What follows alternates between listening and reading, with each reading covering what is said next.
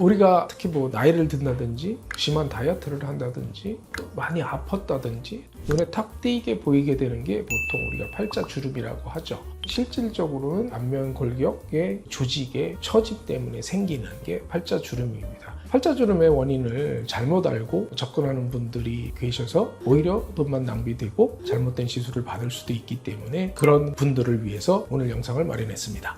어떻게 예방을 하고 어떻게 치료를 해서 팔자주름을 조금 더 나이에 걸맞게 가지고 살 수 있나를 알아보도록 하겠습니다.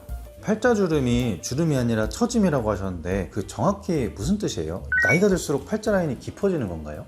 보통 팔자 라인이 깊어지는 거는 실제로 뭐 안면부가 처짐으로써 여기서 당겨 나오니까 이 앞면이 이렇게 도드라져 있잖아요. 그 속에 그 골격이 보이게 되는 거고, 또 하나는 앞면을 받쳐주고 있던 근육이 약해지면서 밑으로 내려오니까 처짐의 원인으로 생기는데, 가장 중요한 거는 사실은 생활 습관 속에서도 많이 만들어져요. 특히 이제 우리가 웃음 근육이라 이제 우리 웃을 때 잘 웃는 분들이 나이가 이제 세월이 지나면 그 근육들이 발달한 건 그대로 있는데 피부에 있는 처짐이 생기면서 이게 오히려 더 깊어지는 그런 경우들이 생기게 되는 거죠. 또 하나는 이제 선천적으로 어렸을 때부터 보이는 분들이 계시거든요. 이런 분들은 이제 자기의 골격 자체가 팔자 굴곡을 만들 수 있는 그런 형태로 나타나게 되는 거죠. 특히 또 뭐 이렇게 우리 살다 보면 다이어트도 했다가 체중 늘었다 줄었다를 반복하고, 아픈 것도 다이어트랑 똑같은 거죠. 못 먹으니까 결국 끝나고 아픔이 회복이 되면 왕창 먹잖아요. 다 잘 먹으라고 그러면 막 먹이잖아요, 다들. 또 그러다 보면 갑자기 또 늘어나는 힘들, 이런 것들 때문에 생기는 원인도 팔자주름이긴 한데, 그렇지만 이제 팔자주름은 근육이나 처짐에 의해 생기는 거기 때문에 한번 만들어지기 시작하면 회복하기가 굉장히 어렵죠.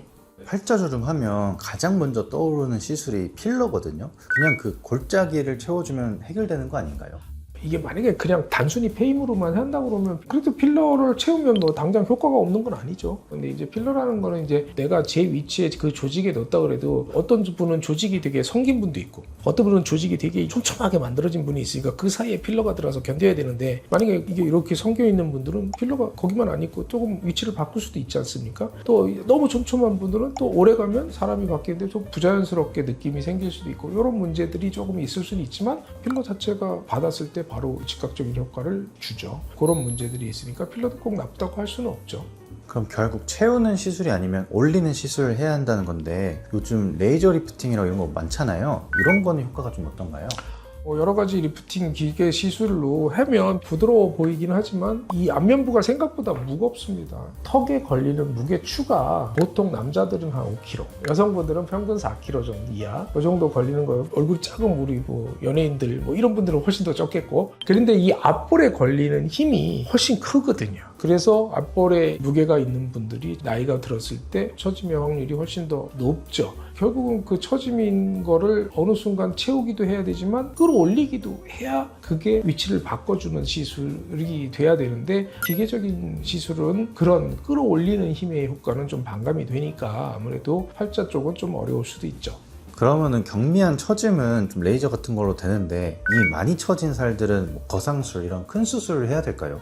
거상술이나 이런 문제는 이제 팔자 쪽의 문제는 역시 좀 어려운 부분이 있죠. 당겨 올릴 수 있는 위치 자체가 다르고 조직 자체가 다르기 때문에 제일 어려운 부분이라고 할 수 있겠습니다.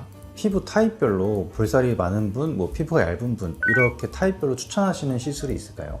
장단점이 또 있어요. 아무래도 볼살이 많으면 무게가 있으니까 뭐를 하든지 뭐가 많이들 필요하게 되는 거고, 그런데 되게 희한한 거는 또 볼살이 너무 없어서 너무 패여 있는 분들, 이런 분도 많이 필요해요. 처져서 적어 보일 뿐, 이게 실제로 이걸 넓혀보면 오히려 늘어진 피부는 많거든요. 사실은 저는 실에 대한 개념은 나이적인 개념으로 접근하고 싶어요. 젊은 분들, 뭐 이런 분들은 좀 적은 부분으로 또 해결이 가능하죠. 왜? 콜라겐 형성이 빠르고 많으니까. 하지만 나이가 젊은데 그런 탄력이 떨어지고 볼살이 너무 많다? 이러면 나이 드신 분이랑 똑같이 많은 실이라든지 또 지술도 복합적으로 여러 가지가 필요하게 되는 거죠. 저는 살이 없고 피부가 얇으신 분은 실리프팅 안 맞을 거라 생각했는데 또 그런 게 아니었네요. 항상 제가 조금 아까 말씀드린 중력을 이겨내는 거잖아요. 중력을 이겨내려면 어쨌든 여기 무게추에 걸리는 힘이 적어져야 됩니다. 그렇기 때문에 오히려 볼살이 없고 날씬한데 난 처짐을 느끼는 분은 더 즉각적인 효과를 볼 수 있죠. 왜? 중력의 힘이 약하니까 당기는 힘의 효과가 배가가 되죠.